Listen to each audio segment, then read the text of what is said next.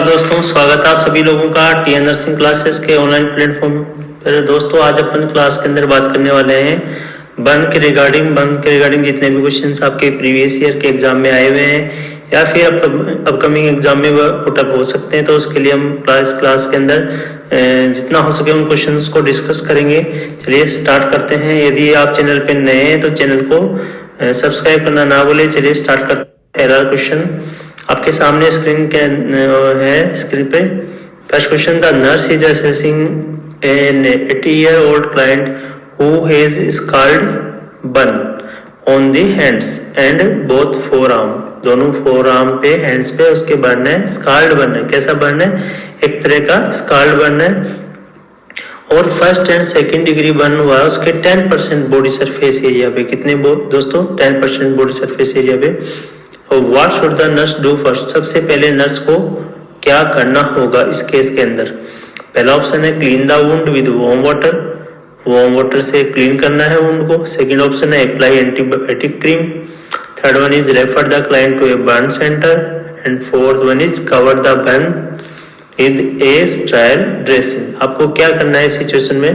देखिए, ये एक प्रकार ये स्काल्ड बर्न है, ठीक है। इसमें इन्फेक्शन के चांस इतने नहीं होते हैं, तो इसको ना तो क्लीन करना है ना अप्लाई करना है। बट ये जो बर्न हुआ है ये 80-year-old के हुआ है। कितना? 80 ईयर एज ज्यादा है और 10% बर्न है, बर्न भी काफी हुआ है, इसलिए इसको रेफर करना है। क्या करना है दोस्तों? रेफर करना है। Refer the client to the burn centre. Clear है? ये स्टाइल ड्रेसिंग का कोई नीड नहीं है क्योंकि इसके अंदर इतना चांस नहीं है। क्लियर है इन्फेक्शन का। नेक्स्ट है, if a patient has severe burn, patient है जिसके सीवियर बर्न हुआ है अपर टोर्सो में, अपर टोर्सो मीन्स अपर चेस्ट पे, which would be primary concern, which would be primary concern. इनमें से प्राइमरी कंसर्न आप क्या रखोगे इस केस के अंदर? क्या प्रायोरिटी रखोगे यदि किसी पेशेंट के अपर चेस्ट पे बर्न हुआ है? तो फर्स्ट है डिब्राइडिंग एंड कवरिंग द वुंड। क्या आप वुंड को डिब्राइड करोगे? डिब्राइड मतलब जो डेड सेल है उसको रिमूव करना और वुंड को कवर करना। सेकंड है frequently observing for hoarseness, stridor and dyspnea. इसके लिए चेक करोगे क्योंकि ये सारे किससे? रेस्पिरेटरी से संबंधित सिम्टम है। नेक्स्ट है stabilising a patient a patent IV line for fluid replacement. कि फ्लूइड रिप्लेसमेंट करने के लिए आप जो आईवी लाइन है उसको पेटेंट रखेंगे। नेक्स्ट है एडमिनिस्टरिंग एंटीबायोटिक्स, या फिर आप एंटीबायोटिक को एडमिनिस्टर करेंगे। Yes, your priority is yes. ये लंग्स का ऑप्शन आ गया, इमेज आ गया, तो आप समझ गए राइट आंसर है बी। बी योर करेक्ट आंसर, क्योंकि इसके अंदर अपर टोर्सो बर्न हो रहा है। नेक्स्ट क्वेश्चन की तरफ चलें। Which type of burn is painless? इन सभी ऑप्शन को देख के पहचाना है कौन सा टाइप जो बर्न का है वो पेनलेस होता है। क्लियर है? पेनलेस में समझ रहे हो आप? ऊपर एपिडर्मिस, डर्मिस, इस तरह सब क्यूट मसल्स, बोन, इस तरह से आपकी लेयर्स होती हैं स्किन की। तो यदि ऊपर वाली बर्न होंगी तो पेन होगा, क्योंकि ऊपर क्या होता है? सेंसेशन होते हैं, आपके नर्व्स होती हैं। बट डीपली यदि बर्न हो जाएगा तो नर्व भी सारी बर्न हो जाएगी, तो नर्व्स यदि बर्न हो जाती है तो पेन फील नहीं होता है। तो इसलिए बोल रहा है कि पेनलेस टाइप ऑफ बर्न किस में देखने को मिलेगा? Type first degree, second degree, third degree, इस तरह से। यस, योर करेक्ट आंसर है B, third degree. Third degree burn के अंदर क्या नहीं होता है? पेन नहीं होता है, क्योंकि उसके अंदर नर्व्स, सबक्यूटेनियस, ये सब जल चुकी होती हैं। क्या हो चुकी है? जल चुकी होती हैं। अब इस क्लासिफिकेशन को आप यहाँ देख सकते हैं थोड़ा। Third and fourth degree burn में क्या होता है? थर्ड बर्न में क्या होता है? थर्ड डिग्री में penetrate subcutaneous layer, subcutaneous layer burn हो जाती है, और फोर्थ डिग्री में पेनिट्रेट मसल लेयर। ठीक है? और जबकि फर्स्ट और सेकंड में क्या होता है? पेन होता है। क्लियर है? और थर्ड डिग्री में क्या होता है? ब्लैक चेहरे हो जाता है, काला पड़ जाता है, पेनलेस हो जाता है वुंड, फिक्स्ड कैपिलरी स्टेनिंग्स हो जाती है वहां पे। मैनेजमेंट क्या करते हैं अपन थर्ड डिग्री का? अर्ली ऑक्सीजन, यहाँ आपको दिख रहा होगा early oxygen followed by STSG। STSG क्या होता है? Split thickness skin graft. Split thickness skin graft, skin का ग्राफ्ट लिया जाता है। डोनर की साइड कौन सी होती है? थाई से मेनली लिया जाता है, थाई से, बटक से, वहां से ग्राफ्ट लेते हैं थिन, उसको लगाते हैं। देखो ग्राफ्ट का मतलब क्या होता है, आपके सामने दो वर्ड आते हैं, एक होता है ग्राफ्ट, एक होता है फ्लैप। क्लियर है? ग्राफ्ट का मतलब होता है ऐसा टिश्यू का ऐसा टुकड़ा जिसकी विद नो ब्लड सप्लाई, उसकी खुद की कोई ब्लड सप्लाई नहीं होती, वो पूरा का पूरा डिपेंडेंट होता है रेसिपिएंट बेड पे। मतलब जब भी आप ग्राफ्ट लेते हैं तो ग्राफ्ट की खुद की कोई ब्लड सप्लाई नहीं होती, उसको आप जब लगाएंगे पेशेंट को जहां नीड है वहां आप अप्लाई करेंगे, तब वो पेशेंट से लेगा न्यूट्रिशन जो भी सप्लाई होगा। जबकि फ्लैप क्या होता है, एक वर्ड यूज करते हैं फ्लैप, कि इसके फ्लैप लगाना है। तो piece of tissue with own blood supply, ऐसा टिश्यू जिसकी खुद की ब्लड सप्लाई है उसको फिर हम लगा रहे हैं, तो उसे बोलते हैं फ्लैप। क्या बोलते हैं? Flap. Next 4 number question, which among the following burn is characterized by no pain? इन सभी ऑप्शंस में से आपको ऐसा ऑप्शन पहचानना है जिसमें पेन नहीं होता है। पहला ऑप्शन है डीप पार्शियल थिकनेस, सेकेंड है सुपरफिशियल पार्शियल थिकनेस, ये दोनों बर्न के टाइप है। नेक्स्ट है फुल थिकनेस बर्न, आपको पहचानना है। लास्ट ऑप्शन है none of this. Yes, your correct answer is C is correct answer, full thickness burn. Full thickness burn में क्या नहीं होगा? पेन नहीं होगा, क्योंकि जो नर्व्स हैं, नर्व एंडिंग्स है, वो बर्न हो चुकी होगी, तो उससे पेन सेंसेशन होगा ही नहीं पेशेंट के अंदर। अब इसका क्लासिफिकेशन यदि आप एक रिकॉल करना चाहते हैं ताकि आप क्वेश्चंस के साथ साथ अपना नोट्स भी आपका बन जाए, तो यहाँ से आप ये first degree, second degree 2 type से होता है, एक सुपरफिशियल होता है, एक डीप होता है, और थर्ड डिग्री में भी क्या है? फुल थिकनेस, और 4th degree full thickness. Clear है? अब अपन बात करें पेन की, बात भी है नो पेन, तो देखो पेन लिखा है, 3rd डिग्री में भी नहीं होता, देखो ये 3rd डिग्री येलो किया हुआ है, यहाँ नहीं, नो लिखा हुआ है, नो, और इसमें भी 4th में भी नो। जबकि ये डीप और सुपरफिशियल, इन दोनों में क्या होता है? पेन होता है। देखो यहाँ लिखा है पेनफुल होता है, और जो डीप होता है, 2nd डिग्री के अंदर जो डीप होता है उसमें पेन होता है जब प्रिक करते हैं। ठीक है? पेनफुल होता है कब? ओनली पिन प्रिक, बट होता है। क्लियर है? इसलिए पेनफुल रहता है, डीप और सुपरफिशियल दोनों में मानेंगे। फुल थिकनेस बर्न में कोई पेन नहीं होता है, तो your correct answer is C. Clear है? नेक्स्ट बात करेंगे 5th number question, during the emergent मतलब resuscitative phase of burn injury, which finding indicates that the client requires additional volume with fluid resuscitation? Yeah, first option है serum creatinine level of 2.5 mg per dl, second one is little fluctuation in daily weight, third one is hardly urine output of 60 ml, and fourth one is serum albumin of 3.8 mg per dl. Yes, your correct answer is A, serum creatinine level 2.5 mg पर dl। यहाँ question में क्या कह रहा है? आपको ऐसी condition आपको पहचाननी है कि विच finding indicates the client requires additional volume, कि उसको एडिशनल वॉल्यूम की जरूरत है। क्लियर है? अगर बात करें little fluctuation in daily wait, ये तो होगा ही होगा। यदि आपको हाउली यूरिन आउटपुट 60 ml है, ये भी नॉर्मल चीज है। सीरम एल्ब्यूमिन लेवल, ये भी इसका नॉर्मल है। क्लियर है? 5 तक होता है 2.5 से 5 तक, तो ये नॉर्मल रेंज में है। तो ये तीनों पैरामीटर क्या है? नॉर्मल है। बट ये सीरम क्रिएटिनिन लेवल है ना, ये इसमें ज्यादा है, 2.5 क्या ज्यादा है, इससे क्या किडनी डैमेज हो सकती है। क्लियर है? तो इसलिए हम इसके अंदर क्या करेंगे? एडिशनल वॉल्यूम देंगे। यहाँ लिखा हुआ है देखो, fluid shifting into interstitial space, interstitial space में चले जाता है फ्लूइड, इसकी वजह से क्या हो रहा है? इंट्रावेस्कुलर वॉल्यूम कम हो रहा है, ब्लड वेसल्स के अंदर कम हो जाएगा, क्योंकि ब्लड वेसल्स के चारों तरफ सराउंडिंग जो टिश्यूज है वहां पे फ्लूइड शिफ्ट हो गया बर्न की वजह से। इस वजह से क्या होता है? ब्लड वेसल्स में कम हो गया, इंट्रावेस्कुलर वॉल्यूम कम हुआ, इंट्रावेस्कुलर कम हुआ तो ब्लड कहाँ कम जाएगा, किडनी में भी कम जाएगा, तो किडनी परफ्यूजन डिक्रीज हुआ। जब किडनी परफ्यूजन डिक्रीज होता है तो क्या क्रिएटिनिन लेवल बढ़ता है। और नॉर्मल, यहाँ पे लिखा नॉर्मल एल्ब्यूमिन लेवल कितना होता है दोस्तों, 3.5 से 5 होता है। क्लियर है, तो यहाँ पे नॉर्मल रेंज में 3.8, ये तीनों पैरामीटर नॉर्मल है, जबकि अपना क्रिएटिनिन लेवल बढ़ा हुआ है। इस केस में आपका सही आंसर है ए।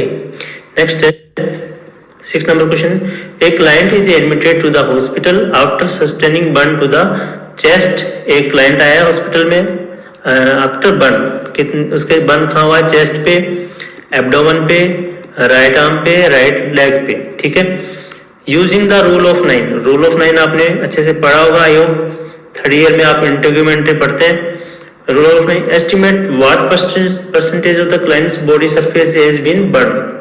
कितना सरफेस क्लाइंट का बर्न हुआ है ये आपको आइडेंटिफाई करना है। Your first option is 18%, second one is 27%, third one is 45% and fourth one is 64%।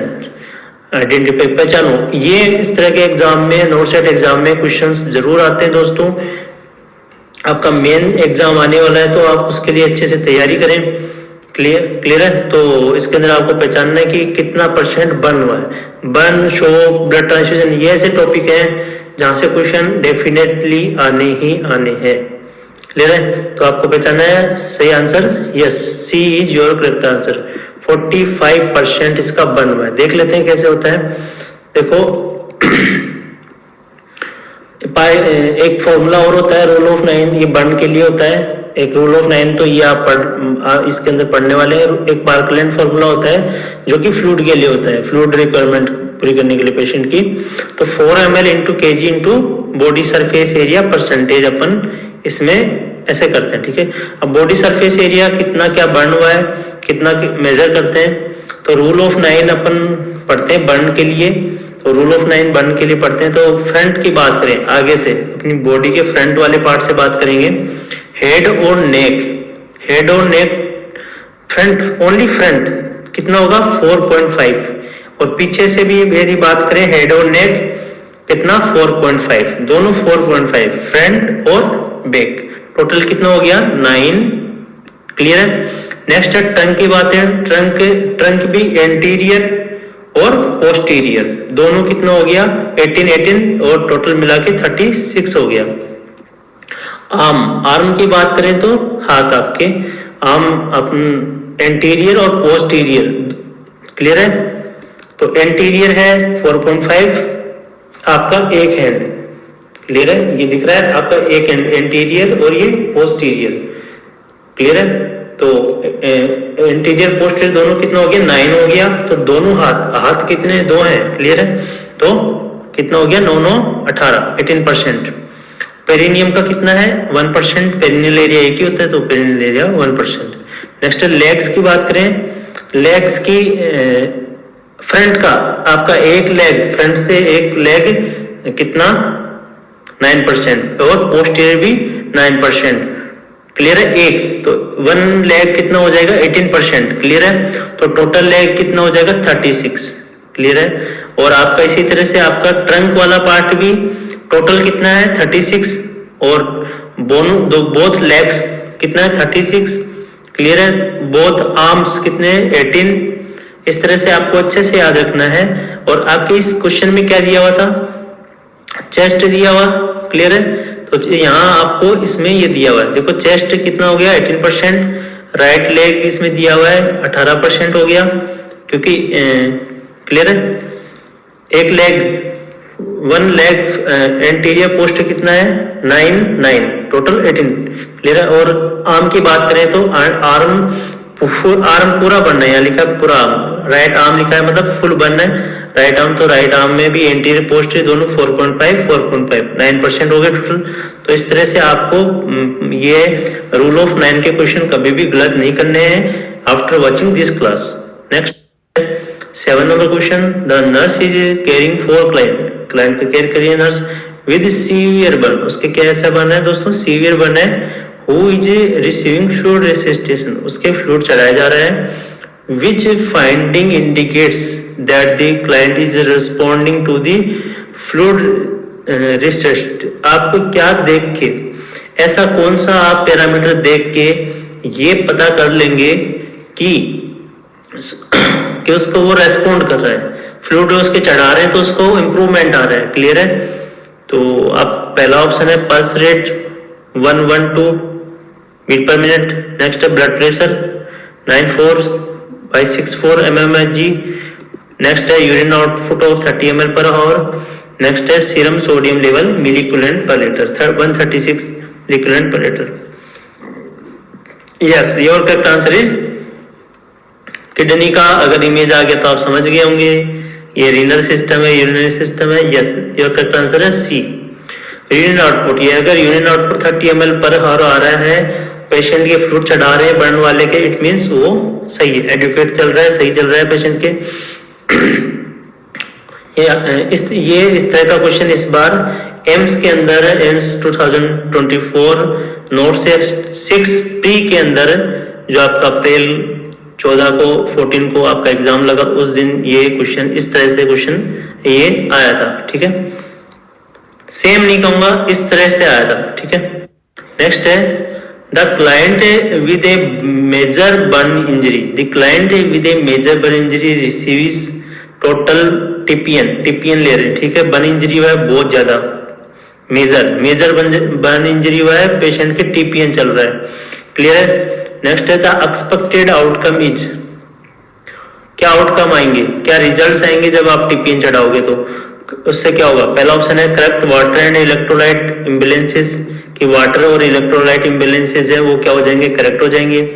Next है allow the GI tract to rest, उससे क्या होगा? जीआई जब टीपीएन चलाओगे तो टीपीएन क्या डायरेक्ट आपकी जो सेंट्रल वीन्स सेंट्रल रूट के थ्रू हार्ट तक पहुंचा देता है आपके न्यूट्रिएंट्स जैसे कि carbohydrate, fat, protein, lipid, minerals, vitamin, सबको क्या करता है? डायरेक्टली हार्ट पे पहुंचा देता है, डायरेक्ट वीन में ही अपन न्यूट्रिशन देंगे। नेक्स्ट है इससे क्या होगा? जीआईटी ट्रैक्ट को रेस्ट मिलेगा, पेशेंट को मुंह से नहीं दे रहे अपन। नेक्स्ट है provide supplemental vitamin and mineral, इससे क्या होगा? पेशेंट टीपीएन से मैंने बताया अभी यस कि विटामिन मिनरल्स मिलते हैं। नेक्स्ट है ensure adequate calorie and protein intake, इससे आउटकम क्या होगा बताना आपको। यस, करेक्ट आंसर है D, ensure adequate calorie and protein intake, कि कैलोरी जो है वो कैलोरी प्रोटीन यही होती ज्यादा मात्रा में, तो ये उसकी अच्छे से एडिक्वेट हो जाएगी सप्लाई। नेक्स्ट है an advantage of using biological burn graft, graft मैंने बताया था, ग्राफ्ट का मतलब क्या होता है? एक ऐसा टिश्यू का पीस हमारी बॉडी से, ऐसा टिश्यूज का पीस लेते हैं जिसकी खुद की ब्लड सप्लाई नहीं होती है। ठीक है, such a pork and pig skin, but यहाँ पे कहां से लिया जा रहा है? दूसरे से। ठीक है, पिग से लिया जा रहा है। ठीक है, तो उसको पोर्किन ग्राफ्ट कहेंगे अगर पिग से ले रहे हैं तो पहला ऑप्शन है encourage the formation of tough skin, promote the growth of epithelial tissue, provide for permanent wound closure, fourth है facilitate the development of subcutaneous tissue. क्या फायदा होता है ग्राफ्ट लगाने का? क्या फायदा होता है? यस, योर करेक्ट आंसर है बी, एपिथेलियल टिश्यू की क्या हो जाएगी? ग्रोथ को प्रमोट करने के लिए हम क्या करते हैं? ग्राफ्ट को लगाते हैं, अप्लाई करते हैं।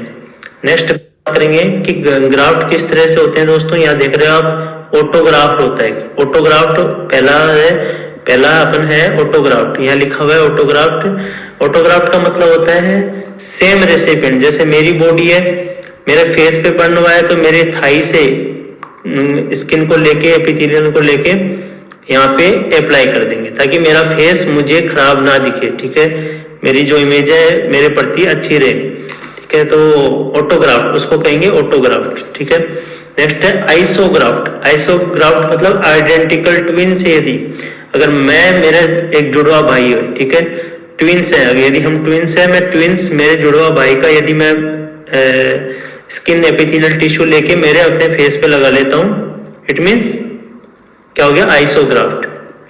नेक्स्ट है एलोग्राफ्ट। एलोग्राफ्ट का मतलब सेम स्पीसीज से लेना, मतलब मैं किसी भी पर्सन से मैं लेता हूं।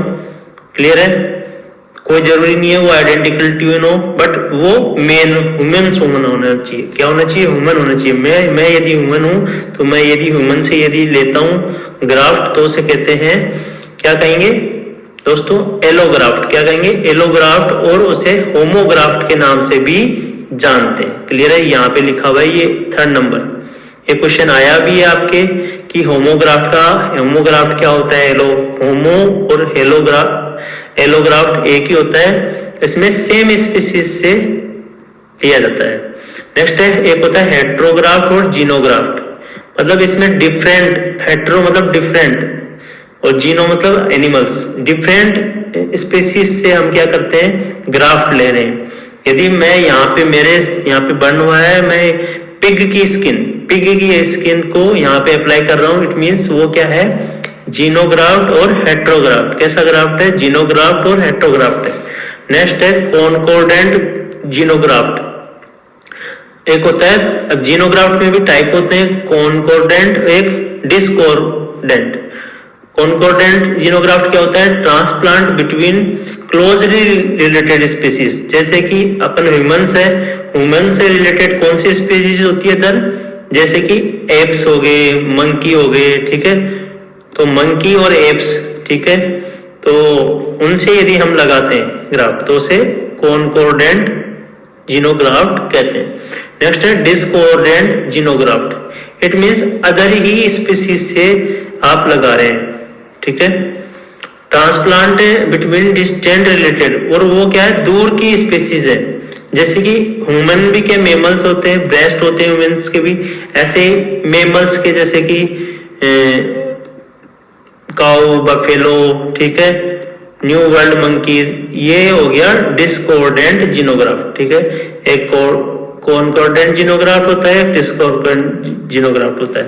तो ये मेनली आपके एलोग्राफ्ट, आइसोग्राफ्ट, ऑटोग्राफ्ट, ये आपके रिपीटेड क्वेश्चन है, यहाँ पे आपको ज्यादा फोकस रखना है ताकि आपके एग्जाम में कोई कंफ्यूजन ना हो।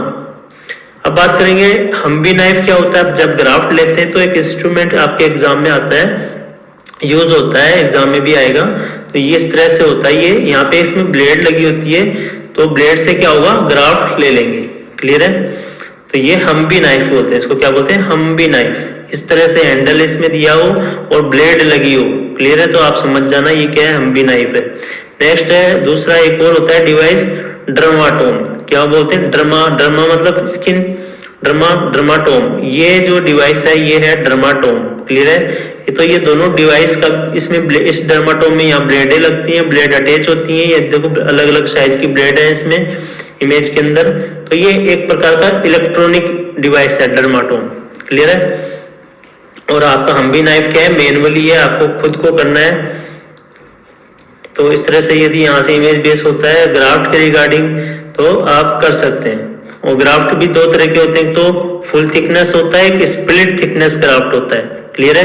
तो स्प्लिट थिकनेस स्किन ग्राफ्ट को क्या बोलते हैं? STSG, और फुल थिकनेस स्किन ग्राफ्ट को FTSG। क्लियर है? नेक्स्ट बात करते हैं 10 number question, which of the following factors would have the least influence on the survival effectiveness of burn victim pork in graft? पहला ऑप्शन है absence of infection in the wound, adequate vascularisation in the grafted area, third one is immobilization of the area being grafted, and fourth one is use of analgesic as necessary for pain relief. कौन सा factor least पूछा है इसमें? Least पूछा है, देखो least, most पे नहीं जाना आपको, लीस्ट इसमें पूछ रहा है। ये करेक्ट आंसर है D, use of analgesic as necessary for pain relief. तो ये इसके अंदर क्या है? लीस्ट पे इससे इतना इफेक्टिवनेस और सर्वाइवल चांस नहीं होगा। ठीक है? तो जब भी बर्न होता है तो क्या होना चाहिए? इन्फेक्शन एब्सेंट होना चाहिए, तभी तो वुंड अच्छे से होगा। एडिक्वेट वेस्कुलराइजेशन होना चाहिए, अच्छे से वहां ब्लड सप्लाई होनी चाहिए ताकि आपकी जो ग्रोथ है एपिथेलियल टिश्यू की प्रमोट हो। और जिस जहां पे ग्राफ्ट लगाया है उस ग्राफ्ट को हम यदि मूव करेंगे तो क्या फिक्स नहीं होगा, इसलिए हमें क्या रखना है? इमोबिलाइजेशन रखना है। तो फर्स्ट के 3 ऑप्शंस क्या है? ये इससे क्या इफेक्टिवनेस आएगा, बर्न वाले पेशेंट के अंदर सर्वाइवल चांस अच्छे होंगे। ठीक है? ये नेक्स्ट बात करते हैं 11 number question. The nurse should plan to begin rehabilitation efforts for the burn client. First option है immediately after the burn has occurred, after the client's circulatory status has been stabilized, after grafting of the burn wound has occurred, and fourth one is after the client's pain is eliminated.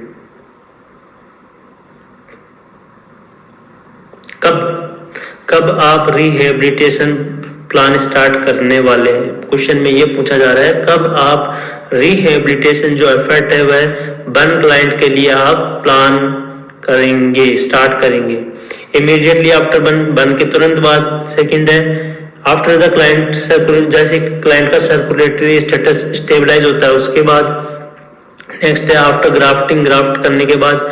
After pen hedge, उसका दर्द दूर होने के बाद। Right answer है B, after the client circulatory status has been stabilize. एक बार client का सर्कुलेशन मतलब उसका आईवी फ्लूइड आपको अच्छे से फ्लूइड स्टेटस अच्छे से हो जाए, क्योंकि हाइपोवोलेमिक शॉक होने के चांस होते हैं। आप पढ़ते हैं बर्न के अंदर हाइपोवोलेमिक शॉक होने के चांस होते हैं। इसी वजह से पेशेंट एक बार स्टेबलाइज हो जाए उसके बाद में आपको रिहेबिलिटेशन पे जाना है। क्लियर है? नेक्स्ट है 12 number question. During the early phase, कौन सी फेज? अर्ली फेज है बर्न की, बर्न केयर की। The nurse should assess the client for burn, किसके लिए आप असेस करेंगे पेशेंट को? बर्न क्लाइंट को किसके लिए आप असेस करेंगे जब पेशेंट अर्ली फेज में होगा? पहला ऑप्शन है हाइपरनेट्रीमिया। हाइपरनेट्रीमिया मतलब सोडियम का लेवल बढ़ना। हाइपो मतलब कम, नेट्रीमिया मतलब सोडियम, ईमिया मतलब ब्लड के अंदर सोडियम कम। थर्ड है मेटाबॉलिक एल्कलोसिस। मेटाबॉलिक एल्कलोसिस क्या होता है दोस्तों? जो बाइकार्बोनेट है वो क्या हो रहा है 22 से 27 क्या होता है नॉर्मल होता है, 22 से 27 नॉर्मल होता है। 27 से ज्यादा हो जाएगा तो क्या होगा? एल्कलोसिस। कौन सा? मेटाबॉलिक बोलेंगे। और पीएच क्या हो रहा है 4.5 से 7.45 से ज्यादा है तो उसे क्या कह देंगे? Metabolic alkalosis. क्या कह देंगे? Metabolic alkalosis. फोर्थ ऑप्शन है हाइपरकेलेमिया, मतलब पोटेशियम का लेवल 5.5 से ज्यादा हो रहा है, 5.5 से ज्यादा हो रहा है तो हाइपरकेलेमिया। तो अर्ली फेज में क्या देखने को मिलता है? क्योंकि सेल बर्स्ट हो रही है, सेल टूट रही है, उससे क्या निकलेगा दोस्तों? क्या निकलेगा? पोटेशियम। सेल के अंदर क्या होता है? पोटेशियम। मोस्ट इंट्रासेलुलर केटाइन क्या होता है? पोटेशियम। क्या होता है? पोटेशियम। तो पोटेशियम सेल बर्स्ट होंगी, सेल जैसे जलेंगी तो सेल से पोटेशियम निकल के बाहर आएगा, बाहर आते ब्लड में आ जाएगा, वो ब्लड के अंदर पोटेशियम बढ़ जाएगा। तो ब्लड के अंदर पोटेशियम बढ़ने को क्या कहते हैं? हाइपरकेलेमिया। क्लियर है? अब ईसीजी होती है, आप ईसीजी पेशेंट के लगाते हैं, चेस्ट लीड इधर, क्लियर है? ऐसे एक इधर एक राइट साइड में फिर इधर लेफ्ट साइड में हट के चारों तरफ आप लगा देते, अटैच कर देते हैं तो वो चेस्ट लीड। अब ईसीजी आप देखेंगे तो ईसीजी में क्या देखने को मिलेगा? नॉर्मल वैल्यू क्या होती है पोटेशियम की? 3.5 से 5.1 मिली इक्विवेलेंट पर लीटर। ये आपके नॉर्मल पोटेशियम लेवल होता है। जब भी हाइपरकेलेमिया होगा तो टाल टी वेव मिलेगी। जो ईसीजी में PQRS TUV आप देखते हैं तो टी वेव क्या मिलेगी? टाल मिलेगी। और टी वेव क्या मिलेगी? फ्लैट मिलेगी। क्लियर है? और जो PR इंटरवल होता है वो प्रलोंग हो जाएगा और QRS कॉम्प्लेक्स पे क्या हो जाएगा? वाइड हो जाएगा। क्लियर है? और इस QRS कॉम्प्लेक्स पे क्वेश्चन आया था आपके प्री में नोट सेट 6 2024। क्लियर है? उसके अंदर वाइड QRS कॉम्प्लेक्स पे, नॉर्मल QRS कॉम्प्लेक्स के ड्यूरेशन पे क्वेश्चन आपसे पूछा गया। तो यहां से भी क्वेश्चन आपके एज ईसीजी पे क्वेश्चन पूछा है तो यहां से आपके एग्जाम में क्वेश्चन आ सकता है। नेक्स्ट है ईसीजी सीन इन हाइपोकेलेमिया। हाइपोकेल्सीमिया में ईसीजी कैसे देखने को मिलती है? ये क्वेश्चन आपके पूछा गया pre not set 2024, not set 6 के अंदर 2024 में लगा, उसके अंदर क्वेश्चन पूछा गया कि हाइपोकेल्सीमिया में कैसी देखने को मिलेगी। बट यहाँ पे बात करेंगे हाइपोकेलेमिया की बात कर लेते हैं क्योंकि पोटेशियम की बात कर रहे हैं हम। तो एसटी डिप्रेशन, जो एसटी सेगमेंट होता है वो क्या होता है, डिप्रेस देखने को मिलता है किसमें, ईसीजी में। और सेलो और फ्लैट या फिर इन्वर्टेड टी वेव देखने को मिलेगी। और यू वेव कैसी मिलेगी, प्रोमिनेंट। कैसी मिलेगी, prominent you wave, ST depression और इन्वर्टेड टी वेव। आपको इनका ध्यान रखना है अच्छे से, यहाँ से क्वेश्चन के चांस पुटअप होने के। दोस्तों एग्जाम में आपका एक एक क्वेश्चन का सही होना जरूरी है, क्लियर है, क्योंकि आपका सिलेक्शन बहुत जरूरी है। आप ये चीज अच्छे से जानते हैं, यदि ये क्वेश्चन सही नहीं होगा आपकी परसेंटाइल डाउन हो जाएगी। Question number 13, which of the following clients with burn will most likely require an endotracheal और ट्रेकियोस्टोमी ट्यूब। इन सभी पेशेंट में से कौन से पेशेंट को एंडोट्राइकल या फिर ट्रेकियोस्टोमी ट्यूब की सबसे ज्यादा रिक्वायरमेंट है। क्वेश्चन आपसे ये पूछना चाह रहा है कि सबसे ज्यादा रिक्वायरमेंट कौन से पेशेंट को है। ठीक है, पहला ऑप्शन है, पहला पेशेंट है आपके सामने, इलेक्ट्रिकल बर्न हुआ है पेशेंट के हैंड और आर्म पे और उसके एरिथमिया हो रहा है। सेकंड है, थर्मल बर्न हो रहा है head, face, airway resulting in उसके हाइपोक्सिया हो गया है। Chemical burn on chest and abdomen. Fourth option है second hand smoke inhalation. Yes, सभी 4 पेशेंट है, अलग अलग कैटेगरी के 4 पेशेंट है। इनमें से किसको आप ट्रेकियोस्टोमी और एटिट्यूब आप पहचानेंगे कि इसको रिक्वायरमेंट ज्यादा है। यस, राइट आंसर है आपका बी, जिसको हाइपोक्सिया हो रहा है। क्यों हो रहा है, क्योंकि उसका थर्मल बर्न हुआ है हेड, फेस और एयरवे पे, इसलिए इस पेशेंट को आप प्रीफर करेंगे एटिट्यूब और ट्रेकियोस्टोमी ट्यूब के लिए। बात करेंगे, a client is receiving fluid replacement with a lactate ringer RL। आप फ्लूइड ऑफ चॉइस में आप पढ़ते हैं बर्न के अंदर क्या होता है, RL। ठीक है, 40% of the body was burn 10 hours ago, then 10 hours 10 घंटे पहले ये पेशेंट 40% जल चुका है और उसके RL चढ़ाया जा रहा है। द असेसमेंट रिवेल्स, जब आपने असेसमेंट देखा तो बॉडी टेम्परेचर कितना आ रहा है, 97.1। ठीक है, और यदि सेल्सियस में बात करें तो 36.2 डिग्री सेल्सियस। हार्ट रेट की बात करें तो 122 beat per minute. Blood pressure की बात करें तो 84/42 mmHg। सेंट्रल वीनस प्रेशर की बात करें तो 2 mmHg। यूरिन आउटपुट की बात करें तो 25 ml आ रहा है for the last 2 hours। The IV rate is currently कितना चल रहा है, 375 ml per hour। Using the SBAR situation background assessment recommendation technique for communication, the nurse call the health care provider with a recommendation for. तो ये सभी parameters देखते हुए आप क्या करेंगे, पेशेंट के अंदर देखो बीपी क्या हो रहा है, डाउन हो रहा है, 84/42 हो रहा है। तो आप क्या करेंगे, आपको आईवी जो रेट है वो क्या करनी चाहिए, बढ़ानी चाहिए। देखो फ्रोसिमाइड हम इसको नहीं देंगे, फ्रोसिमाइड दे देंगे तो उसका बीपी और ज्यादा डाउन हो जाएगा। क्लियर है, क्या हो जाएगा, और ज्यादा। और इस फ्रोसिमाइड पे प्री के अंदर आपके नोट सेट 6 के अंदर क्वेश्चन आया था कि फ्रोसिमाइड क्या काम करती है। फ्रोसिमाइड क्या काम करती है, आपका जो यूरिन आउटपुट है उसको बढ़ाती है। ठीक है, फिल्ट्रेशन रेट को बढ़ाती है, बॉडी से फ्लूइड को बाहर निकालती है। इसलिए जब पेशेंट हार्ट फेलियर वाला होता है, हार्ट काम नहीं कर रहा होता, हार्ट के अंदर पुलिंग हो जाती है ब्लड की, उस समय ओवरलोड को कम करने के लिए हार्ट के को उस समय हम फ्रोसिमाइड देते हैं, जिसे लेजिक्स के नाम से ये मार्केट में सेल होती है। तो बात ये क्या है, लूप डायरेटिक है, फ्रोसिमाइड क्या लूप डायरेटिक है। ठीक है, लूप को फैलने पे काम करेगी ये, पढ़ते हैं ना आप। ठीक है, नेफ्रॉन पढ़ते हैं, फंक्शनल यूनिट ऑफ किडनी। तो इस क्वेश्चन में हम क्या करेंगे दोस्तों, आईवी रेट को इंक्रीज करेंगे। Your correct answer is C, IV rate increase करेंगे। क्लियर है, अब यहाँ आप देख लीजिए, क्योंकि इस क्वेश्चन में क्या है, और यूरिन आउटपुट पे क्या है, कम हो रहा है, 25 ml है, नॉर्मल कितना होना चाहिए 30 ml पर आवर। तो यूरिन आउटपुट कम हो रहा है, बीपी कम हो रहा है, सीवीपी भी कम ही है। देखो कितना है, 2 है, नॉर्मल 8 तक होना चाहिए, 3 से 8 होना चाहिए, पर ये कम है, 2 mmHg है। ठीक है, अपनी लोएस्ट वैल्यू पे है ये। नेक्स्ट है, और हार्ट रेट भी क्या है, बड़ी हुई है, इंडिकेट ज्यादा है, देखो हार्ट रेट 122, ऑब्वियसली बीपी कम होगा तो हार्ट रेट बढ़ेगा। क्लियर है? तो हाई, और इट मीन्स ये हाइपोवोलेमिया है, इट मीन्स हमें फ्लूइड वॉल्यूम को इंक्रीज करने की नीड है, जैसा कि आप यहाँ से समझ रहे हैं।